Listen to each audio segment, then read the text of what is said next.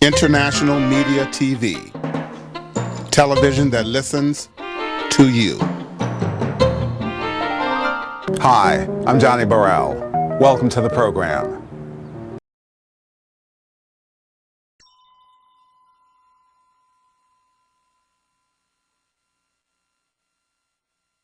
Welcome to San Francisco, Paul. Thank you, Johnny. I love this town. And to the Lush Life Gallery.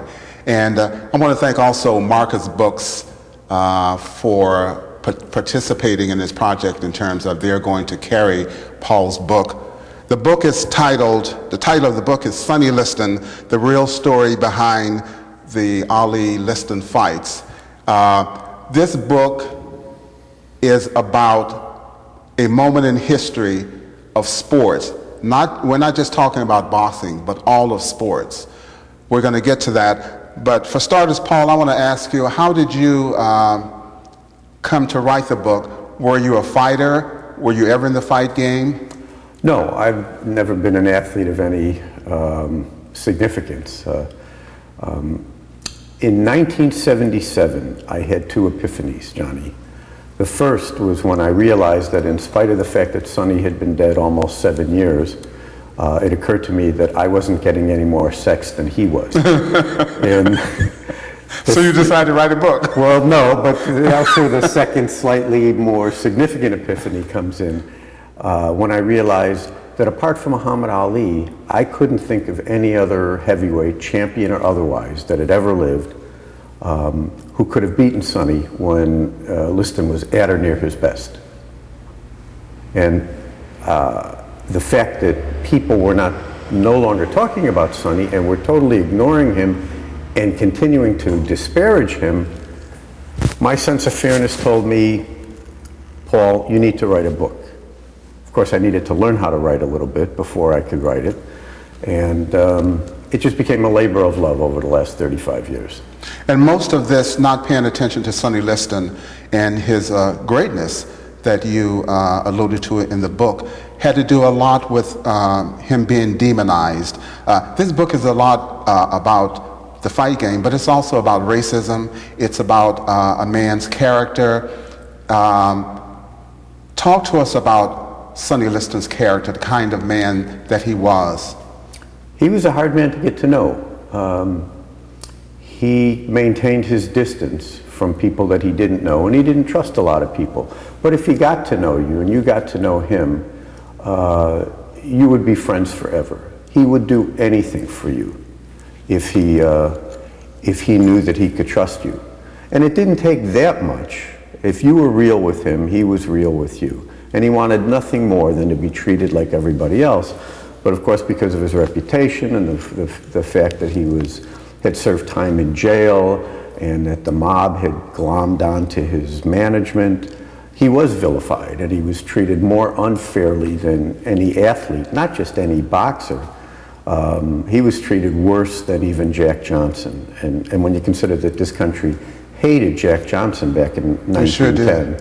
Yeah. You really get kind of a sense of he was the lightning rod for all of the bad things that anybody wanted to say about both blacks and professional athletes. And he wasn't the only athlete who had gotten in trouble and had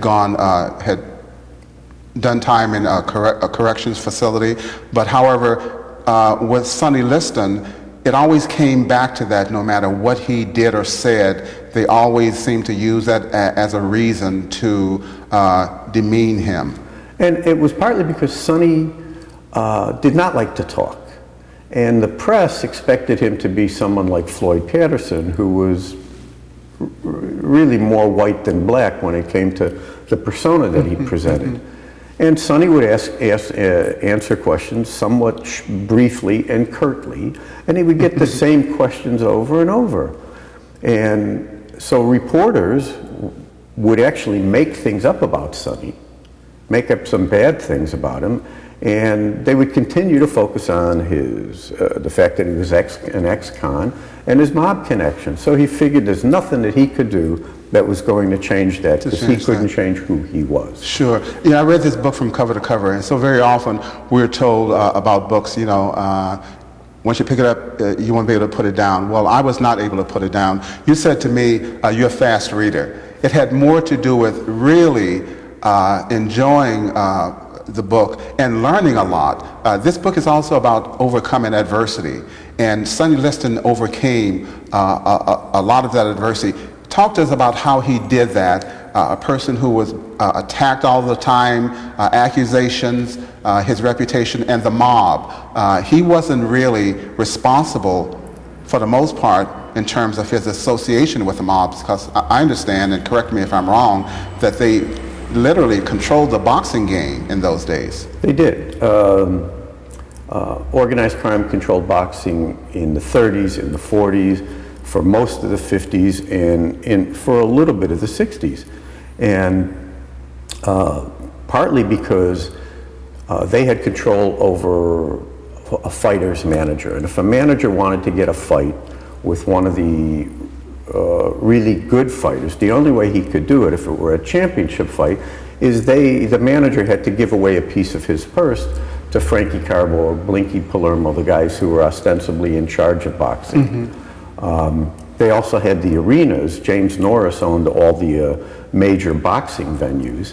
And so between the two of them, between Norris and organized crime, they controlled boxing.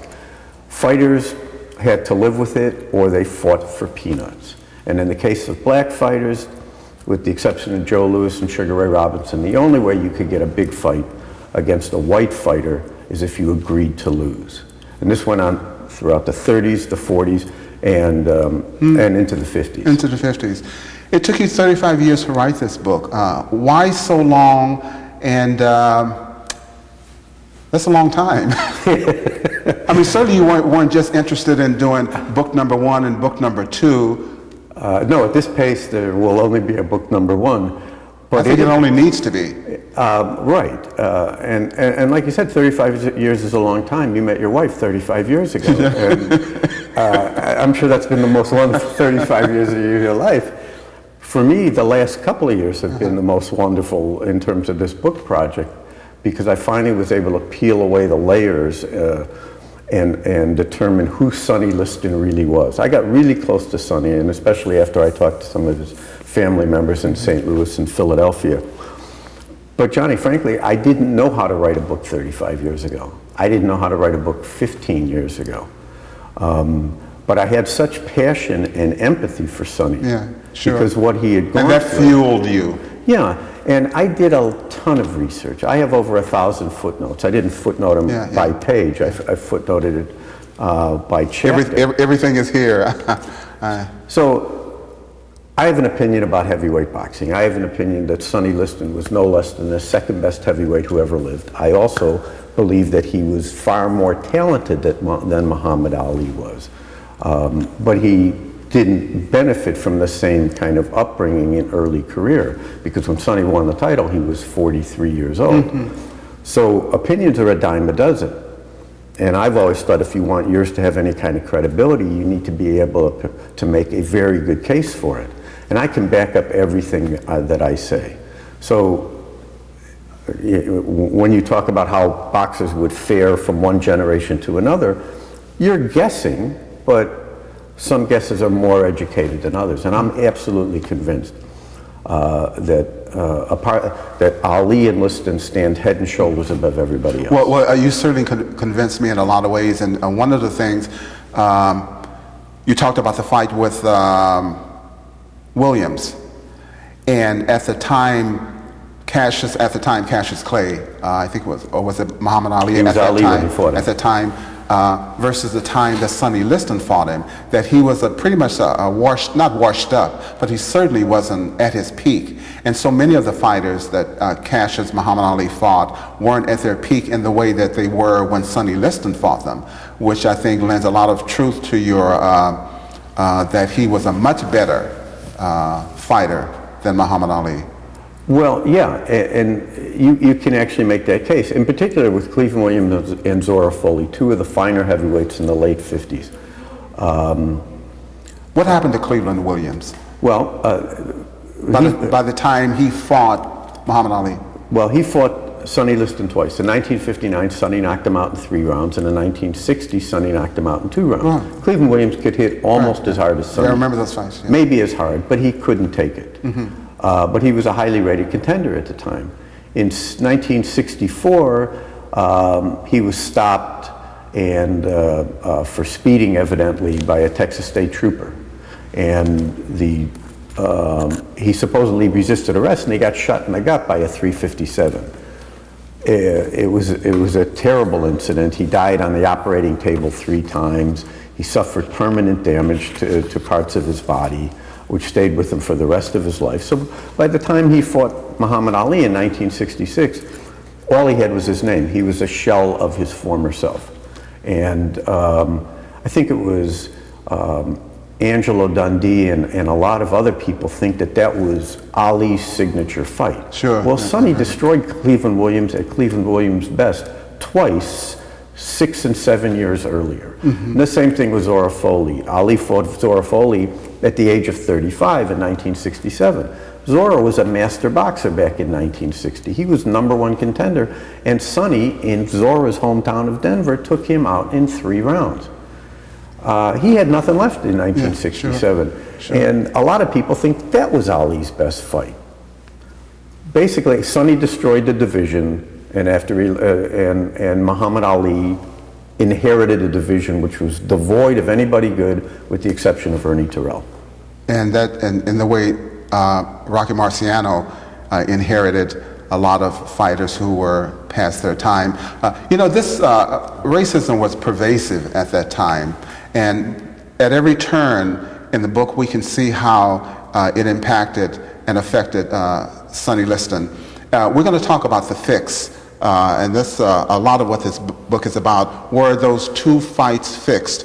I had a friend, and you met him.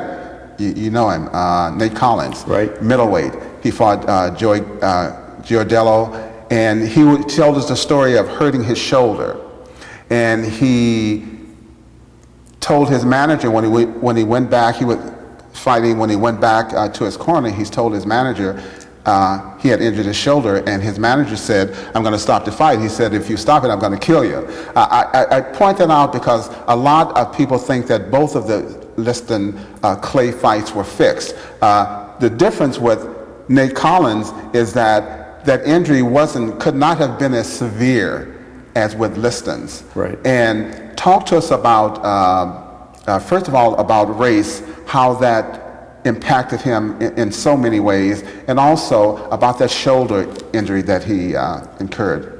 Well, during the first fight. Right.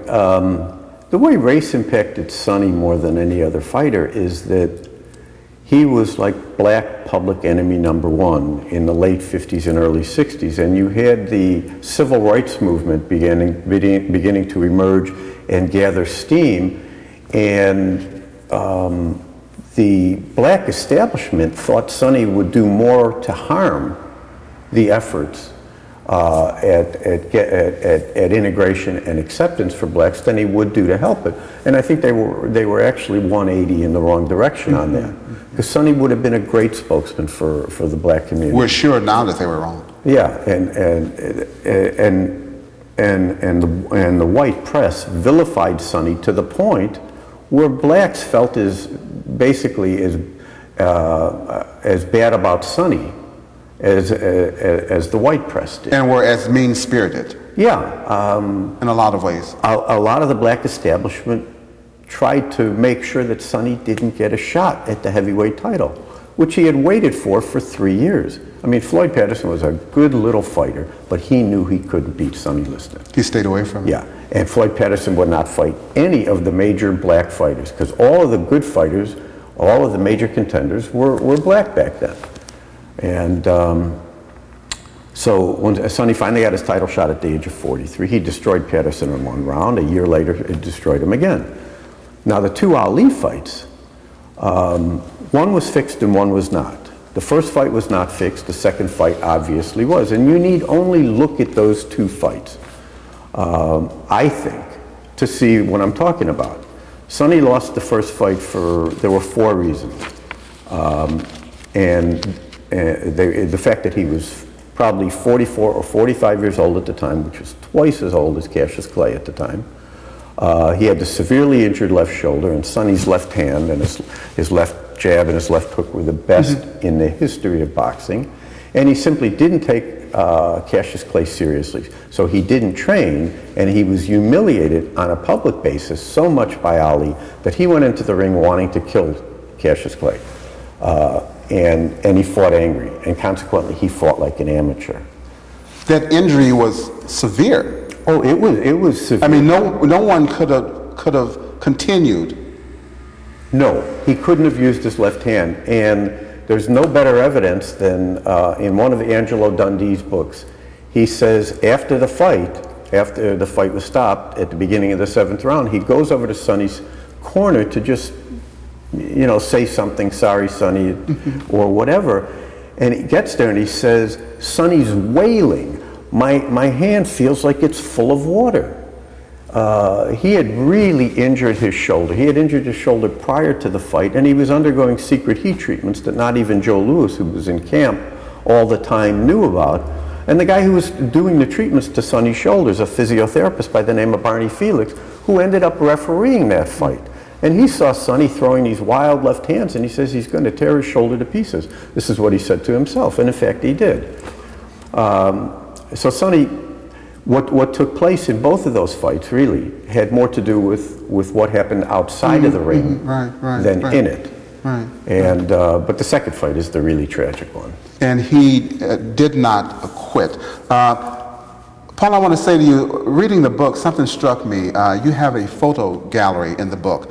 And one of the things that struck me, clearly I'm a black male, at least when I woke up this morning I was. I might look still different. Are. Oh, okay. After this interview, I'll still be. But what struck me, Paul, is that these photographs that you show of Paul, Sonny Liston. I don't mind. You're going to turn black before the interview is over. The photo gallery, you showed him in a far different light. You didn't show him menacing. You didn't show him with his gloves on. You didn't show him. And my thought was, here you have this white boy. This is really cool that he's sensitive to how, has some understanding how black males feel, that so very often most of how we feel it has to be about our aggressiveness and never our pain. So that I saw that. And I appreciate that. Thank you for that. Talk to us real quick about the photos. Okay. This was at the contract signing for the first Clay-Liston fight. And Cassius Clay was a little boy back then, according to Gene Kilroy, and he was in over his head, and I think he knew it. This is Sonny's sister, Alcora. And she came from a family of 13 children and had 14 children, and it was Sonny who kept that family afloat financially. This is a great picture. You have to look very hard to see Sonny in the background, but he's surrounded by kids, and he's got the biggest smile on his face. He was a big hero. This is where he was shopping for toys during Christmas for a lot of kids with his manager, Willie Reddish, and he was having the greatest time. This is the photo from, the cover photo came from in 1961 at Archie Moore's gym. Sonny and Archie Moore, who was the greatest light heavyweight of all time, compared fists. And they were evidently pretty good friends. That's Sonny's oldest niece and favorite niece, Helen Long, who was named after Sonny's mother. And there's Sonny moving into a house on the south side of Chicago, which had been previously occupied by Ahmad Jamal and is located about 2 blocks from where President Obama lives now. And this was a very animated moment at that contract signing where Sonny was making fun of Cassius Clay, and Clay didn't like it. Here's a guy, he was at a court appearance, but Sonny Liston looks like he could be a model for GQ. He was the best dressed heavyweight who ever lived. And I didn't think there was anything ugly about him. Here he was putting a lot of time into buying really expensive toys for children, which was his passion. Yeah, I understand from reading the book that he really liked children, and children really liked him. Oh, I don't think there was ever been a child that was ever afraid of Sonny Liston. Unlike the media making everybody feel that you need to be afraid of Sonny Liston. Yeah, and he thought maybe they had more courage than adults. There's William Wingate on the right and Tommy Manning on the left. Tommy knew Sonny pretty well in Philadelphia, and Bill was born 5 days before Sonny won the title in 1962. That was Liston's son, Wingate. Yeah, and here's another one of Sonny's son. That's Bobby, who I will mention in a second, and his wife Geraldine, and in a very happy family pose. This is Ash Resnick's oldest daughter, Dana, and that's a very famous cover in Esquire in the end of 1963, which was only done because Dana was able to soften him up that he would pose for that photo. And this, of course, is the very simple, small grave site that Sonny has in Las Vegas, where he's buried. You know, you also alluded to in the book that in terms of race, Joe Louis, when he was in the military, was taken by the MPs to the barracks because he refused to sit in the back of a bus, and also he used a telephone for whites only. Talk to us about that. This is one of the most galling things I've ever heard of. No athlete, no American athlete, no athlete in any country has ever done more for his country than Joe Louis did when he knocked out Max Schmeling in 1938 in one round. Not that Max Schmeling was a bad guy, but he was Hitler's guy. And the heavyweight title would have been in Nazi hands, and it would have been a tremendous propaganda thing for Hitler. So Joe Louis was like the talk of the town. He had done something that was so important, and then he goes into the army and he tries to do his part, and he gets treated like they treated every other black person, very badly. Let's talk about the fix. And let's start with the psychological warfare that was waged by, at the time, Cassius Clay, before he fought Liston, the first fight. Talk to us about that. And one other thing, this is kind of a two-part. A lot of people forget that Cassius Clay was a boy, not a man at that time. So very often when we think of the fight game with Ali and Liston, we think about two men stepping into the ring and doing battle, but it wasn't that way. He was a boy. Talk to us about that psychological warfare, and then talk to us about the supposed fix of the first fight, and just segue into the second fight. There's never been a smarter fighter within the ring post than Muhammad Ali. He supposedly graduated 376 out of a high school class of 391. But he conducted the biggest sting in the history of sports because he managed to convince Sonny Liston, one, that he was no threat. He managed to convince everybody on the planet that he didn't belong in the same ring with Sonny Liston. And he also got under Sonny's skin to the point where Sonny really wanted to kill him. And here's a plan that was devised by a teenager. He was 18 or 19, because he knew when he turned pro, he knew it was Sonny Liston that he was going to have to fight. And he wanted no part of Sonny Liston for a long time. And he's very open with that. You're right, he was a boy at the time, compared to Sonny Liston being a man. And Gene Kilroy, Muhammad Ali's longtime business manager, told me that in those very words. He says, you have to remember, at the time, Sonny Liston was a man, and Muhammad Ali was a little boy. But he was a smart kid. And he would do that with George Foreman later. He would do that with Joe Frazier later. He would try and gain an advantage before he stepped into the ring. And this was his idea. It was his idea. His persona came from Archie Moore, who talked a lot, and from Gorgeous George. He took Gorgeous George's, he took his act lock, stock, and barrel, quotes and everything. And he did it better than Gorgeous George. And Gorgeous George did it really well.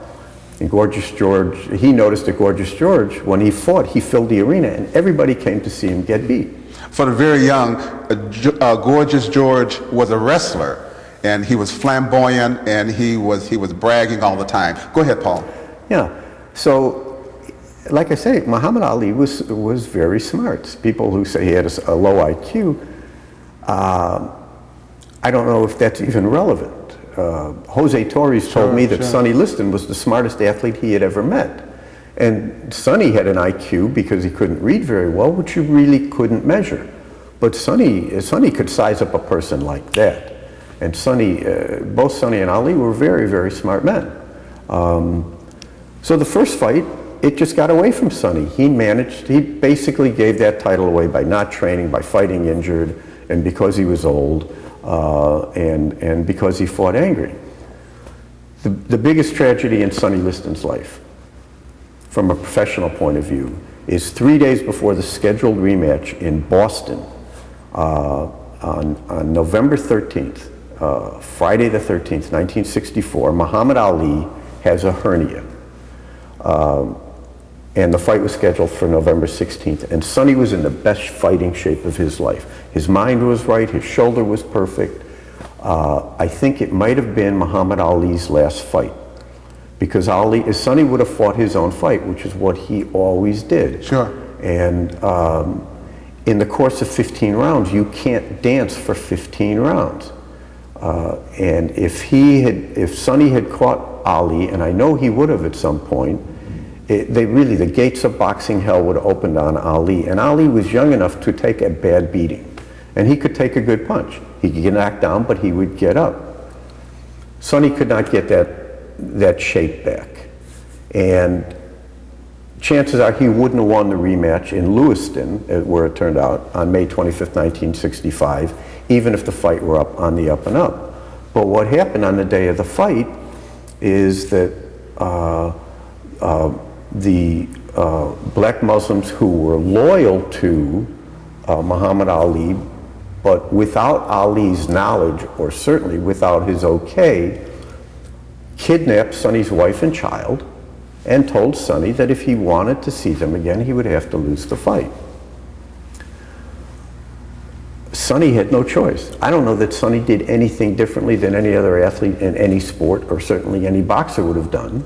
If somebody save themselves and their family. Yeah, they let Geraldine go. And this is the young man we saw. Right, with the picture at the airport, where Sonny is wearing his sunglasses. I see. And so nothing was more important to Sonny than his family. Nothing was more important to Sonny than his family. And he probably just thought, well, this is my life. This is the way my life has been. And was it Resnick who saw his wife Geraldine and you said she was white as a sheet? When she got word about the kidnapping. Ash Resnick was a very successful casino executive. He was Joe Lewis's best friend for the last 30 years of Joe's life, and the Resnicks were also very close with Sonny and Geraldine Liston. And they were invited to the fight a couple of days before the fight. And on the morning of the fight, Marilyn Resnick, who is very close to Geraldine, she says to Joe Lewis's wife, Martha, I'm worried. I can't find Geraldine. This isn't like her. I've called her room and she's not responding. I'm worried. And Martha says to Geraldine, don't you know what's happened, Geraldine? The Muslims have her and the boy, and Sonny has to lose the fight if he wants to see them.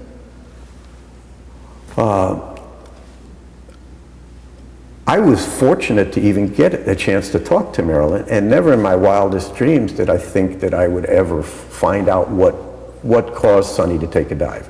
Everybody in boxing knew Sonny lost that fight on purpose. But no one knew why. I never... Yeah, a lot of people thought maybe the mob told him, and the mob paid him off. Well, Sonny got no money from that. Mm-hmm. And actually, even his purse for that fight, which was the same, he and Ali had equal parts of the purse, was half as much as it would have been had Ali not had the hernia. So, I mean, everything that could have possibly gone wrong for Sonny Liston did go wrong. Did go wrong. Did his son later in life talk about that kidnapping? Now, certainly at the time, I'm sure he had no idea that is what was going on. However, much later, did he ever talk about, well, I guess no one ever maybe told him what happened. I don't think anyone ever did. Yeah, right. I've never met Bobby. Is he still alive? I've heard that he's still alive. I think he was about 5 years old in 1960, because I saw his name listed as a dependent on the Liston's tax return in 1960 when I did my research at the California State Athletic Commission. Sonny wouldn't tell his sister, Alcora, whose picture we saw. Alcora's oldest daughter, Helen, who was very close to Sonny, was within hearing range of when Alcora said to Sonny after he returned to St. Louis after that fight, he said, "Charles, what happened? You didn't even get hit." And he said, "I can't talk about it." Can't talk about it. Paul, where do we go from here? Is there any way to, in our minds, people like myself and most of us who have grown up with the knowledge, if you will, of Cassius Clay, Muhammad Ali, and Liston, and now we know all of these other things have gone on, the kidnapping, and just how much the mob controlled Liston and so much of his earnings. And where do we go from here to undo our thinking? That it's almost like being in love with Bruce Lee and finding out that he got beat up 20 times, you know.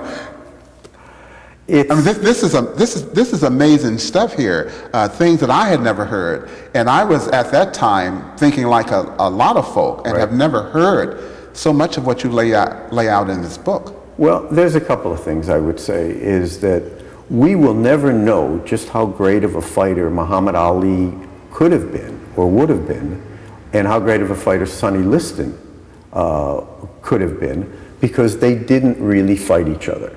Now, I will say to you that Muhammad Ali never fought the real Sonny Liston, just as Trevor Berbick and Larry Holmes never fought the real Muhammad Ali, and Rocky Marciano never fought the real Joe Louis. Right. And you go back 100 years, Jess Willard never fought the real Jack Johnson. Right, absolutely. I know people are going to say, oh, well, of course he fought the real person. Who was that in the ring? Well, it was an old man who had a lot on his mind, basically. And we would have found out. We would have found out the relative, how great those two fighters really were if that hernia hadn't taken place in November of 1964. And that to me is absolutely tragic. But it may be the reason that Muhammad Ali is alive today. Because I'll tell you one quote. A reporter asked Sonny, you know, if he was bitter at what happened in the first fight and what Ali had done and things he had said to him. And Sonny, a man of few words, just said, when I catch him, you'll know I'm bitter.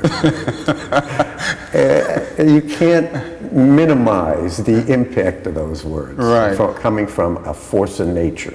And his age, too. Sonny Liston was a lot older than people realize. So you had a guy who was much older. Nowadays, once a boxer, I mean, they're talking about this young Filipino sensation, Donaire, and I heard on the radio a couple of days ago, they said he's getting old, he's turning 30. Yeah. Liston was in his 40s. Yeah, the prime of a boxer has always been like between 23 and 27. Mm-hmm. That's their best years. These days, I think boxers take better care of themselves.